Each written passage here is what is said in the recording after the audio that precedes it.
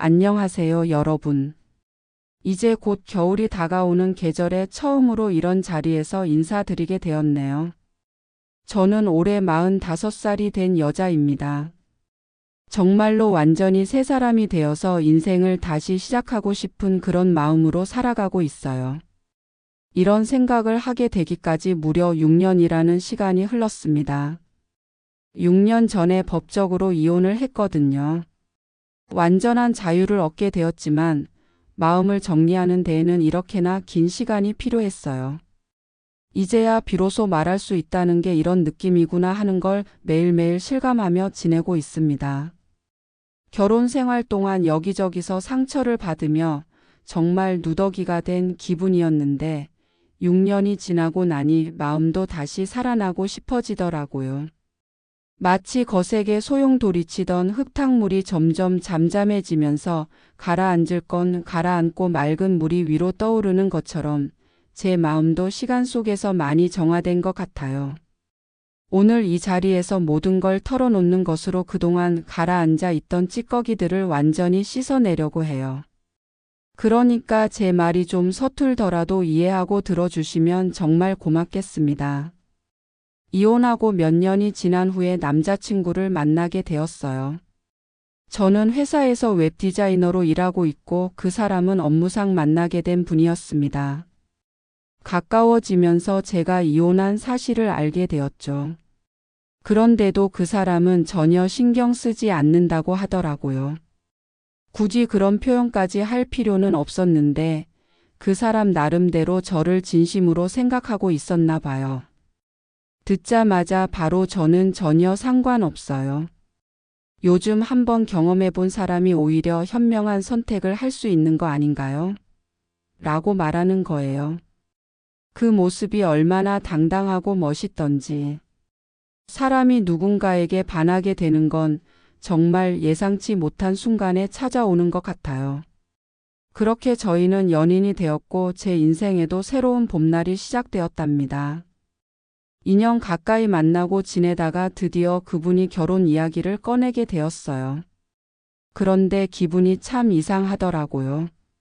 한번 경험해봐서 그런 건지 아니면 상처가 아직 완전히 아물지 않아서 결혼이라는 단어 자체가 자극이 되었던 건지 확실하진 않지만 가슴이 철렁 내려앉는 거예요. 누군가와 다시 함께 산다면 이 사람이어야 한다는 생각은 있었지만 막상 현실이 되니까 겁이 났던 것 같아요. 내가 결혼 생활을 다시 잘할 수 있을까? 이번에도 만약 실패한다면 그때는 정말 나에게 문제가 있는 건 아닐까? 그런 두려움이 앞섰습니다. 두려움에는 시간이 필요했고 본의 아니게 저는 프러포즈를 받은 후 그분을 피하는 모습이 되어버렸어요. 그분을 사랑하긴 했지만 결혼은 전혀 다른 문제이기 때문에 진지하게 다시 생각해보고 싶었거든요. 머릿속이 복잡해져서 회사 휴가까지 내고 혼자 여행을 다녀왔어요. 그만큼 제 인생에서 결혼이라는 단어는 엄청난 고민을 안겨주는 문제였습니다. 그렇게 3개월 정도 답을 주지 않고 아니 못하고 있다가 결정을 내렸어요. 하기로요. 다시 한번 용기를 내어 새로운 출발선에 첫 발을 내딛어 보기로 결심한 거죠. 지금도 그때 결정은 정말 잘했다는 생각이 들어요. 결혼에 동의하기로 결심한 날 그분을 만났는데 그분이 완전히 다른 사람이 되어 있는 거예요. 제가 장기간 여행을 떠나고 3개월 사이 한 번도 보지 못했는데 그 사이에 사람이 10년을 확 늙어 보이는 거 아니겠어요? 얼굴이 왜 그래? 그동안 무슨 일이 있었어? 아니, 어떤 일이야? 어떤 일이라니. 보고 싶으니까 봤지. 헤어진 사이에 보고 싶다고? 그게 말이 돼? 나 갖고 장난치지 마. 지금 헤어져? 우리가 왜? 우리 헤어진 거 아니었어? 내가 언제 그런 말을 했어? 나 그런 말 한 적 없는데. 프로포즈를 했고 3개월간 연락이 없었는데 그게 헤어진 게 아니면 뭐야? 자기. 내가 여행을 다녀온다고 했잖아. 언제 헤어지자고 했어? 휘둥그레하는 그분을 보니 한동안 말을 잇지 못하더라고요. 그러더니 아이처럼 갑자기 펑펑 울기 시작하는 거예요. 난 내가 떠난 줄 알았어. 그래서 회사도 못 가고 밥도 못 먹고 잠도 못 자고 폐인처럼 지냈다고. 그랬었어. 그동안 연락 못한 것 미안해. 혼자만의 시간이 좀 필요했고 그래서 여행이 길어졌어. 나한테 결혼은 남들이 사귀다가 때 되면 자연스럽게 하는 그런 일이 아니게 됐잖아. 내가 정말 결혼 생활을 다시 할 수 있을까 나에게 물어보는 시간이 필요했어. 미안해 자기야. 제 말이 떨어지기가 무섭게 그분의 울음소리는 더욱 커졌습니다. 제가 이상한 건지 그 모습이 너무 귀여운 거예요. 저 때문에 노심초사 밥도 못 먹고 3개월을 애태우며 그렇게 지냈다는 사실이 귀엽고 사랑스러웠어요. 카페 사람들이 다 쳐다볼 정도로 그분은 울음을 그칠 줄 몰랐는데 전 그 모습을 오랫동안 눈에 간직하고 싶은 거예요. 그래서 배시시 웃으며 그저 그분을 바라보고 있었죠. 잠시 후 20대로 보이는 남자 직원이 저희 자리로 와서는 손님 죄송하지만 소리를 좀 낮춰주시면 안 될까요? 아까부터 모든 손님들이 이쪽 테이블을 보고 계셔서요. 저도 이별을 겪어봐서 남자가 우는 걸 굳이 말리고 싶지 않은데. 죄송합니다, 손님. 부탁드릴게요. 푸아. 그 웃음을 참지 못하겠더라고요. 아저씨, 제가 지금 실연을 당한 게 아니고요. 저를 울리고 있는 이 여자가 고백에 프로포즈에 응한다는 답변을 2차 회에서 할 것 같거든요. 그래서 말인데요. 옆에서 증인처럼 좀 서 계셔 줄 수 있을까요? 상황은 이렇게 유쾌한 방향으로 흘렀고 그 진심 어린 간절한 태도에 어느 누가 거절할 수 있겠어요? 저는 졸지에 젊은 증인을 세워두고 프로포즈에 답하는 여자가 되었습니다. 아, 그런 거군요. 그럼 당연히 제가 옆에 딱 서서 함께 듣겠습니다. 여성분 시작해 주시죠. 안 돼. 그래, 내가 시간을 너무 끌었지. 미안했고. 김민수, 자기야, 우리 결혼하자. 그렇게 저의 길고 긴 망설임은 그날로 끝이 나고 한 남자와 제2의 인생 서막을 올리기로 했습니다. 혼수 준비는 일사천리로 진행되었어요. 그릇이며 침대, 소파 등등 혼수를 다시 준비하는 기분이 참 묘하더라고요. 그분은 어떤지 모르겠지만 저는 준비를 하는 내내 과거가 겹쳐지더라고요. 혼수품을 보면서 과거가 말끔히 사라졌다는 건 말도 안 되는 것 같아요. 그치만 그분 앞에선 절대 내색하지 않았죠. 참고로 그분은 초혼이거든요. 그렇다고 해서 제가 위축된다는 건 절대 아니지만 그냥 그 부분을 신경 안 쓴다는 것도 양심이 없어 보이긴 해요. 무척 조심스럽게 행동하게 되고 결혼 준비하는 내내 매사에 신중하게 되더라고요.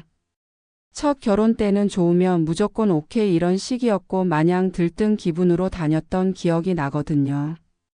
그런데 이번엔 구름 위를 걷는 기분보다는 땅에 착 밀착되어 한 발 한 발을 조심스럽게 걷는 기분이었어요. 진심을 다해 살피고 준비하는 기간이었습니다. 저 자신이 좀 대견해진 것 같아요. 상처가 모두 상처로만 끝나는 것이 아니라는 걸도 2번째 결혼을 준비하며 깨닫게 되었거든요. 상처가 반석처럼 저를 단단하게 지탱해주고 있다는 느낌이 내내 들었어요. 그래서 준비하는 동안 어떤 순간은 저만 아는 뭉클함이 차오른 적도 많았답니다. 울 적도 꽤 됐어요. 그런데 이번엔 슬픔의 눈물이 아니라 하늘이 저를 축복하고 있거나 감사해서 우러나는 뜨거운 눈물이었어요. 신은 모든 상처를 헛되이 하지 않으시는 것 같아요. 그렇게 저의 2번째 결혼 준비는 과거에 호되게 겪은 아픔이 시간이 걸리더라도 반드시 삶의 더 큰 의미로 보상되어진다는 걸 알게 해준 시간이었습니다. 아픔으로만 끝나는 아픔은 없다는 것을요. 인연을 맺고 3개월을 잠시 연락을 끊었다가 결혼을 승낙하고 한 달도 안 되어 드디어 내일이면 결혼을 하는 날이 찾아왔어요. 막바지 예식장 점검을 겸해서 저와 예비 남편은 식장을 방문했죠. 결혼식장 입구에 꽃을 생화로 할 거냐 조화로 할 거냐를 두고 고민했어요.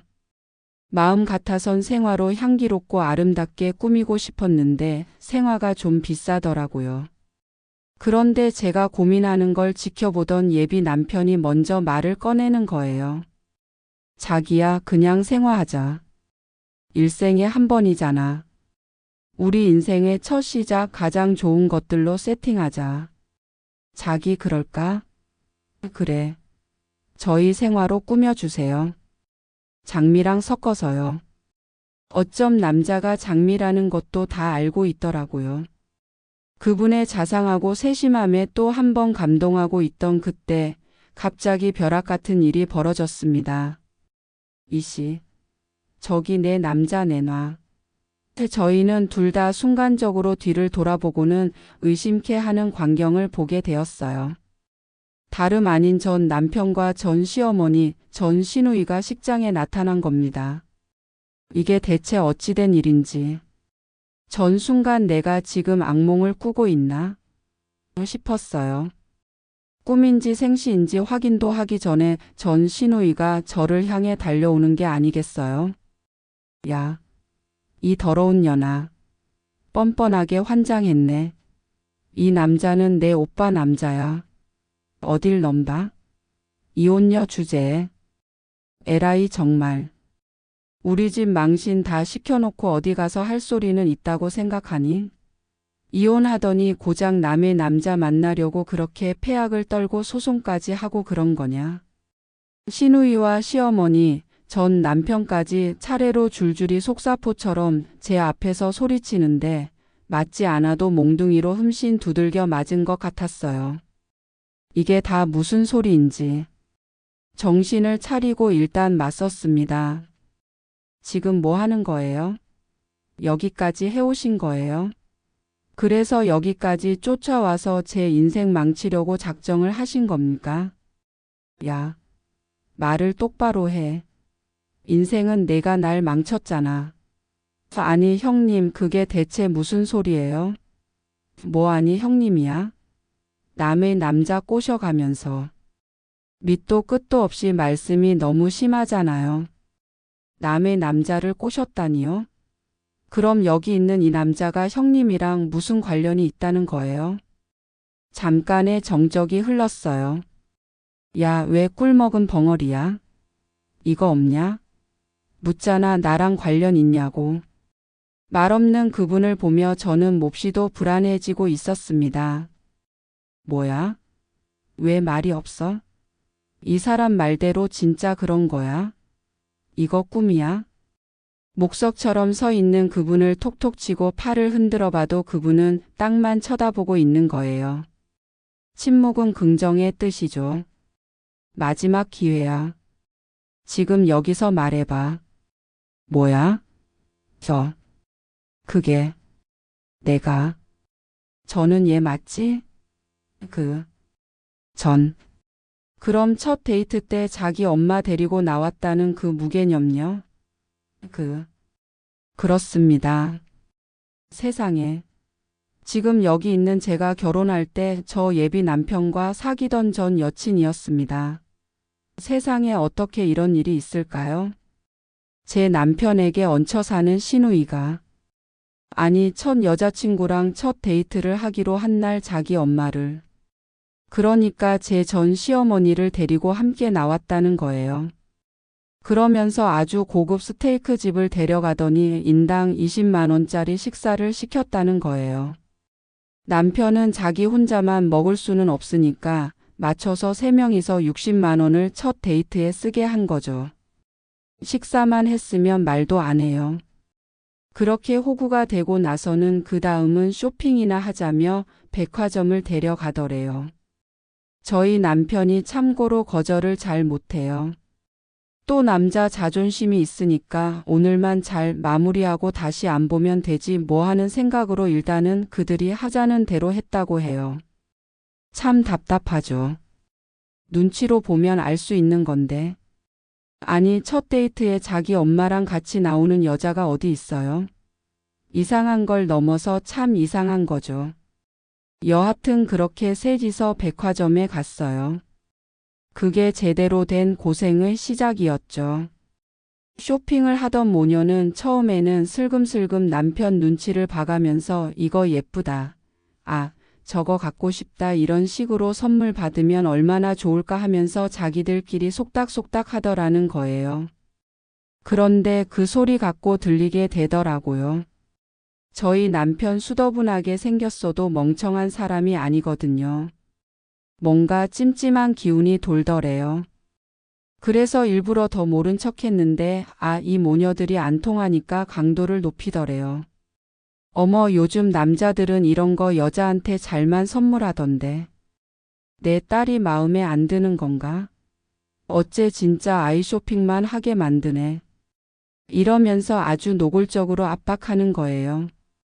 저희 시어머니로 말할 것 같으면 제 결혼 생활 내내 저를 괴롭힌 악녀입니다. 거칠게 생기셔서 속은 얼마나 독한지. 한 번은 이런 일이 있었어요. 어머니 조금 있으면 어머니 환갑이신데 우리 기념으로 제대로 된 가족사진 한번 찍는 게 어때요? 가족사진. 내내 가족사진을. 어머니 젊었을 때 아이들이 함께 한 번에 찍어두면 의미 있고요. 크게 뽑아서 드시면 저희도 두고두고 보실 수 있잖아요. 글쎄 뭐 나쁘지 않지. 근데 가족사진도 비싸더니. 번거롭게 뭘 신경 쓰지 마라. 그땐 그런 줄만 알았어요. 시원찮은 답변을 듣긴 했지만 어른들은 워낙 그런 거 번거로워 하시잖아요. 그리고 자식들이 뭘 한다는 걸 미안해 하시기도 하고요. 그런데 그게 아니었더라고요. 며칠 뒤에 엄마가 가족사진 찍을 바에 핸드백 어떻겠냐고. 갖고 싶은 게 있으셨군요. 그럼 저한테 말씀하셨지 미안해서 그런 거겠지. 그래, 그럼 어떤 핸드백을 사드려야 할까요? 샤넬인가 뭐 그런 게. 뭐라고? 샤넬? 어머니 미쳤어요? 그렇게 말씀하셨어요. 샤넬을 갖고 싶다고. 왜? 그게 핸드백 아니야? 난 아마샤리프라는 담배는 들어봤어도 샤넬은 처음 들어서. 내가 잘못 들었나? 아빠, 샤넬이면 최고급 명품이야. 아니, 그게 얼마짜리인데? 우리나라 웬만한 거 사려면 300도 넘어가요. 진짜 300만 원? 어머, 그래, 오빠 한 달 월급이 얼마야? 말이 그렇지. 세금 빼고 뭐하면 320 정도 넘지 않아. 난 또 다른 직장 알아보는 중이고. 우리 형편에 샤넬이 웬 말이냐? 그런데 우리 엄마 성격 알지 않냐? 한번 내뱉은 건 해줘야 하는 거야. 아마 300만 원보다 너 시집살이가 더 힘들걸? 아니 참 진짜 그걸 오빠한테 말하는 것도 이해가 안 가고. 내가 가족사진 어떠신가 했더니 비싼데 뭘 그런 거 하냐고 그런 식으로 말했던 거야. 야, 너가 아직 우리 엄마를 몰라서 모르는 것 같은데 그게 가족사진은 싫다는 뜻이야. 샤넬 100개 사달라는 뜻이야. 내 말 들어봐. 나 참 어이가 없네. 아니 왜 나쁜 며느리를 만들고. 300만 원이 웬 말이냐고? 그럼 누가 부모님 환갑을 해드릴 수 있겠냐? 이번에 샤넬로 막자. 전 지금도 당최 그게 이해가 안 가는데요. 여하튼 그런 일이 있었고 결국 사드렸죠. 저희 집 한 달 생계비는 휘청했고요. 그런 일이 한두 가지가 아니었어요. 결혼 생활 내내 했는데요. 사람은 참 교묘해요. 그리고 본인이 원하는 건 꺽이 가져야 하는데 무력이 심해도 너무 심하신 거예요. 저희가 프랑스 여행을 한번 큰맘 먹고 다녔거든요. 어머님 선물도 꼼꼼히 샀죠. 입생로랑 화장품 세트에서 에센스, 샤넬 넘버 5 향수. 어머님이 자기 선물한다고 괜한데 돈 쓸까 봐 적어 줘달라면서 메모를 아예 해주셨거든요. 면세점에서 사면 된다면서. 그렇게 적어준 리스트만 10개였고요. 저희 여행 명목으로 어머님 선물에만 들어간 게 150만 원이었어요. 그땐 저도 맞벌이 중이라 뭐 또 벌면 되지 그랬거든요. 저희끼리 간 것도 송구했고 좋은 마음으로 해드렸어요. 그랬는데 다녀와서는 저희 집에 오시더니 현지에서 산 가방 하나가 있었거든요. 그걸 탐내하시는 거예요. 아, 그래서 그 가방. 한국에 들어온 백화점 매장 가서 똑같은 걸. 계속. 편집. 똑같은 걸로 또 사드렸답니다. 그렇게 하나둘 쌓여가는 시어머니 스트레스가 있었고 거기에 시누이까지 더해져서 완전 트리플 콤보로 아주 절 못살게 굴었거든요. 제가 이혼한 이유도 시댁 문제가 많이 컸어요. 시어머니 극성 맞은 심성 때문에 결국 헤어지게 됐죠. 다시 저희 예비 남편 얘기로 돌아가자면 첫 데이트 날 자기 엄마를 끌고 와서는 백화점에서 남자가 이런 건 사줘야 하네. 만회하면서 남자의 자존심을 계속 자극하던 모녀가 시계를 보고는 자기랑 자기 엄마 거 하나씩 나란히 사달라고 했답니다. 사달라는 표현을 썼어요.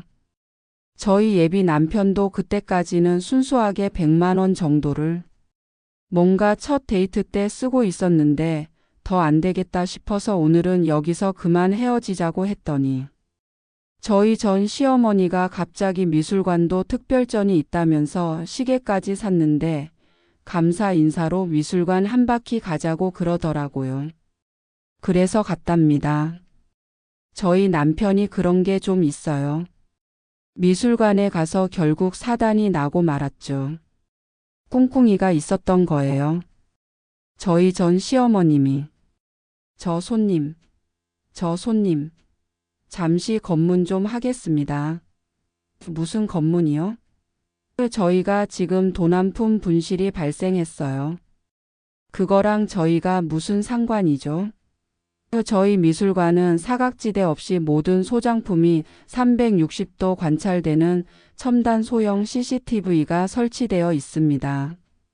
물론 관람객들의 시야에는 보이지 않는 첨단 장비입니다. 거기에 고객님께서 포착되셨고 물건이 사라졌습니다. 협조에 응해 주시면 대단히 감사하겠습니다. 아니, 그러니까 뭐야? 지금 우리 의심한다는 거잖아요? 우리가 훔쳤다고? 고객님, 저희는 도둑이라고 표현한 적 없습니다. 검문을 하게 된 거죠. 그게 지금 그 말이잖아요. 불쾌하시면 저희도 경찰을 부를 수밖에. 갑자기 그 순간 경비원 말이 채 떨어지기도 전에 시누이가 난데없이 바닥에 쓰러지고 그러더래요. 아이고, 어떡해. 진짜 거 같다면서요. 누가 봐도 꾸는 거였는데 말이죠. 아이고. 내 배야. 엄마, 아이가 좀 실신할 것 같아. 아이고, 나 죽겠네. 누가 좀 안 도와주세요. 여기 위급 상황이에요. 이분 뭐예요? 어서 들쳐업고 나가주세요. 우리 착한 민수 씨. 큰일 난 줄 알고 진짜 들쳐업고 나갈 준비를 하며 등을 내미는데 경비원이 무전기를 딱 들더라고요. 여기는 305번 로비입니다. 경찰 부르세요. 그렇게 되면 인정해버린 꼴이 된 건데 경비원 말에 의하면 한 해에 그렇게 연기하는 사람이 둘은 나온다네요. 베테랑들 앞에서 걸려버렸으니 꼼짝없이 검문받게 된 거죠. 근데 이게 웬걸요?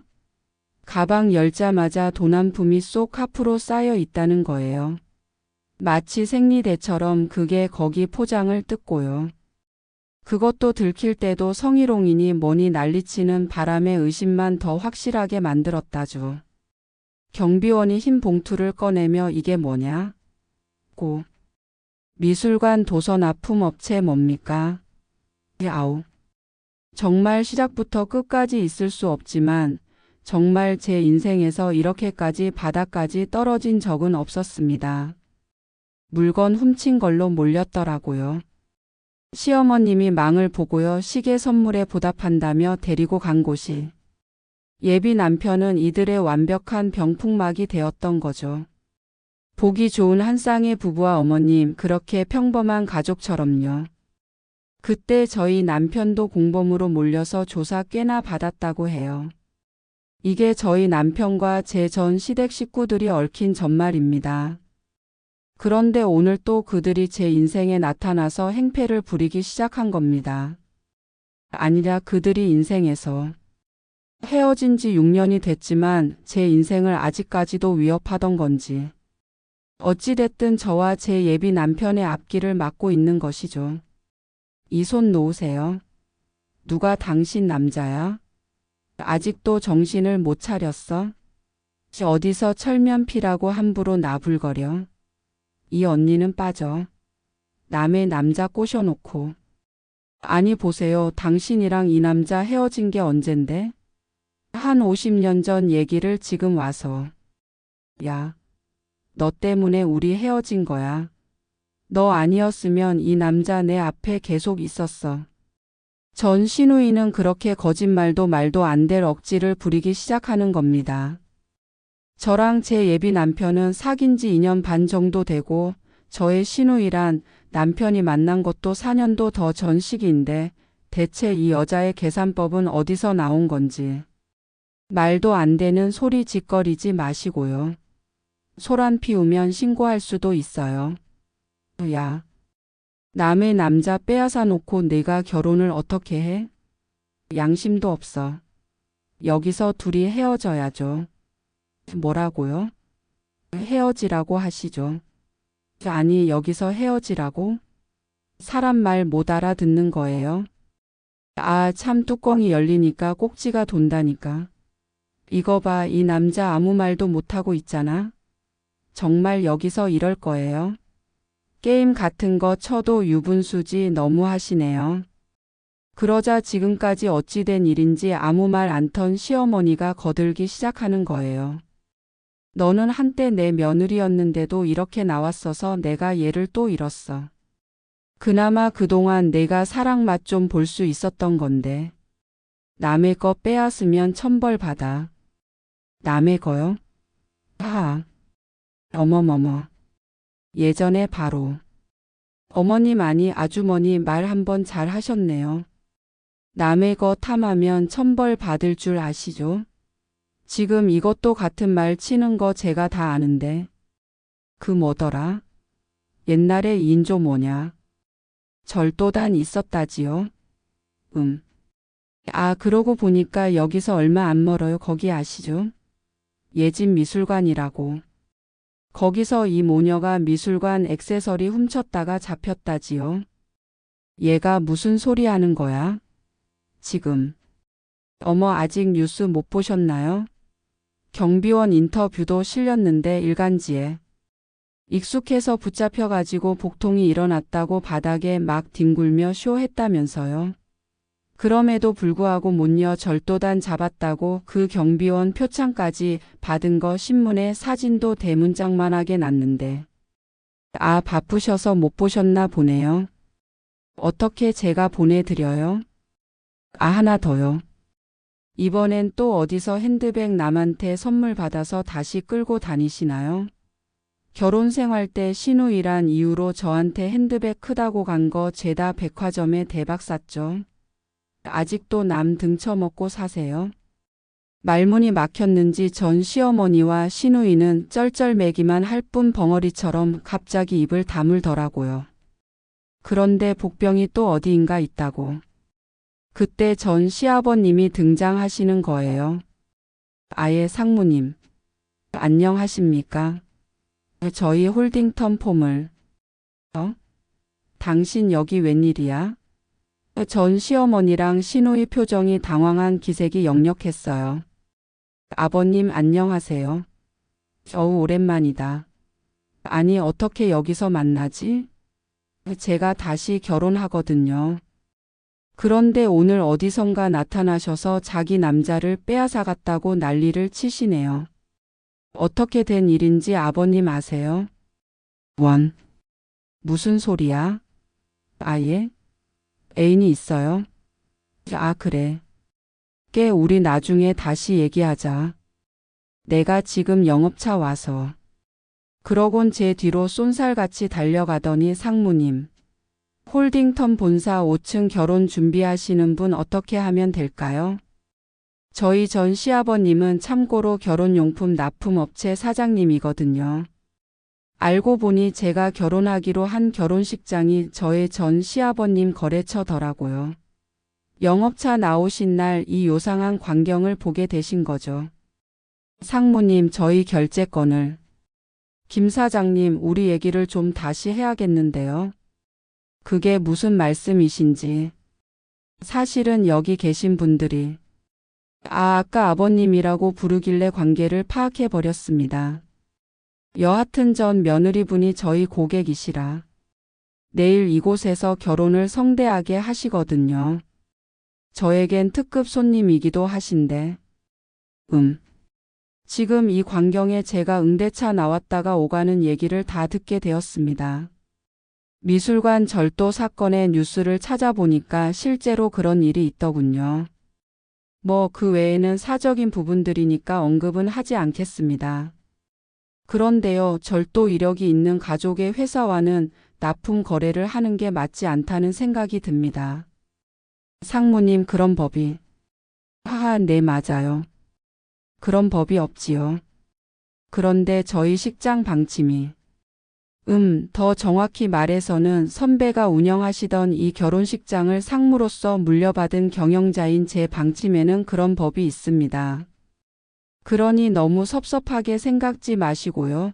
저희와의 거래는 없는 걸로 여기서 종결 짓겠습니다. 헐. 이건 또 무슨. 정말 세상은 한치 앞도 모른다고. 제가 이러려고 말한 건 아니지만 타이밍이 맞아떨어져서도 어떻게 이렇게 또 기가 막히게 맞는 건지. 시댁 식구들이 물론 미웠지만 복수를 할 생각은 추호도 없었는데 저절로 복수가 되어 가는 거예요. 도망갈 출구를 찾던 저의 전 시어머니 그 소리에 난리법석이셨습니다. 상무님. 아야야. 우리가 너네 아니면 거래처가 없는 줄 알아? 진짜 돈 있는 양반들이 더 지독하다더니. 아이고, 세상 사람들 다 어디 갔나? 하늘은 어디에 계시나? 아이고, 어떻게 사나?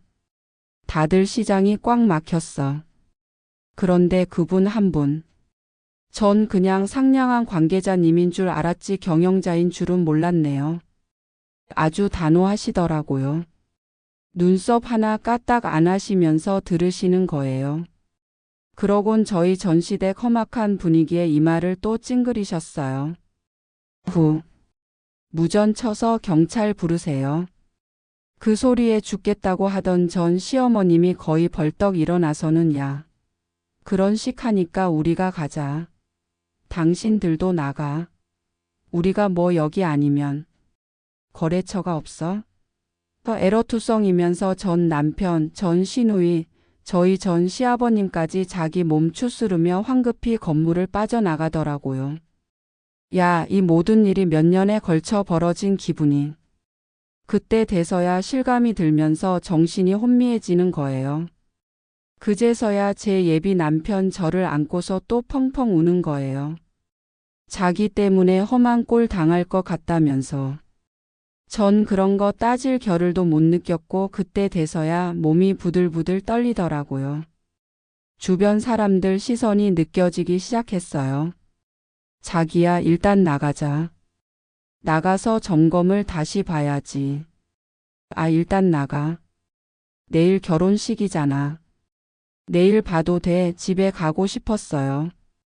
발걸음을 재촉하던 그 순간 그 상무님이 제 앞을 막는 거 아니겠어요? 왜 그러세요? 많이 놀라셨죠? 잠시 사무실 들어가셔서 따뜻한 차라도 몸 좀 달래고 가세요. 아까 얘기를 쭉 듣게 됐는데 송구하게 되었습니다. 외람된 말이지만 이전 결혼 생활이 얼마나 힘겨우셨을까 하는 짐작이 가더군요. 내일 결혼식을 저희가 알아서 무상으로 준비해 드리겠습니다. 아니, 그걸 왜 여기서 무상으로요? 이 결혼식장에서 새 출발하시는 분들은 모두 축복을 받으셔야 한다는 게 제 운영 철칙입니다. 내일은 모든 걸 다 해주시고 정말 행복한 날의 서막이 되실 거예요. 거기에 저도 작게나마 도움을 드리고 싶습니다. 이거 진심입니다. 와, 이럴 수가 있는 건가요? 세상은 정말 알 수가 없는 것 같아요. 날 힘들게 한 사람들로 세상이 불신으로 꽉 차 있을 때도 있었는데 어느 순간 돌아보니 그런 아픔을 지켜보고 있었던 사람들이 제게 선물을 또 가져다 준다네요. 그때 저도 모르게 눈물이 터지고 만 거예요. 몰라도 몰랐어도 긴장하고 있었나 봐요. 잘 시댁 식구들 출연해서 수도꼭지처럼 눈물이 터져서는 한참을 말을 잇지 못하고 울었습니다. 지금도 그 눈물이 왜 터졌는지는 모르겠어요. 그냥 누군가가 당신 참 많이 힘들었구나, 이제 알 것 같아요 하고 위로하는 것 같더라고요. 그게 가슴 벅찬데 물렁거리면서 제 얼굴을 순식간에 눈물바다로 만들어 버렸습니다. 그 모습에 예비 남편은 또 감명받아서 또 짠해서 같이 울었어요. 저희 참 환상의 짝꿍 아닙니까? 그렇게 저희는 다음날 그 상무님의 축복과 배려 속에 로비부터 재단까지 생화로 뒤덮인 양탄자 위로 행진하여 걸어 들어갔어요. 처음 주문한 게 장미 코사지였는데 당일날 가보니 장미뿐만 아니라 백합, 튤립, 해바라기, 정원 하나를 통째로 옮긴 것처럼 결혼식장 곳곳이 온통 생생한 꽃밭이었어요. 그 향기에 하객들 또한 이렇게 꽃이 만발한 예식장은 처음이다라면서 인증샷을 어찌나 찍어대시던지요. 저희는 그렇게 모두의 축복 속에 무사히 결혼행진곡을 마쳤고 지금 신혼 2년 차에 접어듭니다. 새 시댁 식구들도 너무 좋은 분들이고요. 남편은 두말할 것도 없고 졸지의 추억과 역사를 함께 나눈 사이가 되어버렸지 뭐예요. 우린 더 끈끈해졌어요. 그리고 저희 시댁 식구들은 들리는 말에 시아버님과 같은 회사에 있던 전 남편은 결국 거기를 나가지 못하고 책임을 물어서 직급이 강등됐다고 하더라고요. 제가 결혼한 식장도 전 시댁의 최대 거래처였어요. 그곳에서만 거래되는 물품 대금이 연간 7억이 넘었다고 하더라고요. 그런데 그 상무님, 정말 무서운 게요. 그동안 물품 대금도 얼마나 거품을 끼워서 정직하지 못하게 했었을지 모른다며. 물론 크게 공식적 사양은 아니었지만 장례 소란의 거래용품 일시 정지에 따른 피해 보상금을 전 시아버님 회사로 청구했다고 해요. 와, 경영하시는 분들은 얄짤없나 봐요. 그래서 전 시아버지나 전 남편이나 회사에서 안 잘린 것만도 다행인 일이라고. 이런 거 보면 하늘은 분명 있어요. 이게 6년이 지나 이렇게 알게 될 줄 누가 알았어요? 그래도 한때 연인이었던 사람들이 안 좋게 됐다니까 마음이 썩 좋지 않더라고요. 사람 나쁜 짓 하고 살면 진짜 안 되겠다 싶더라고요. 지금 저는 늦은 나이지만 이제 이세를 준비하려고 서로 노력하고 있어요. 저희 아이가 남에게 상처받지 않고 그래서 어둡지 않은 마음으로 세상을 살 수 있기를. 오늘도 열심히 제 주변의 삶이라도 청소해 나가야겠어요. 좀 더 깨끗하고 맑아질 수 있게. 그렇게 하면 언젠가는 모두가 깨끗한 세상에서 만날 수 있지 않을까 꿈꾸며. 전 이만 물러서겠어요. 여기까지 들어주셔서 감사합니다. 재미있으셨다면 구독과 좋아요를 눌러주시고요. 감사합니다. 안녕히.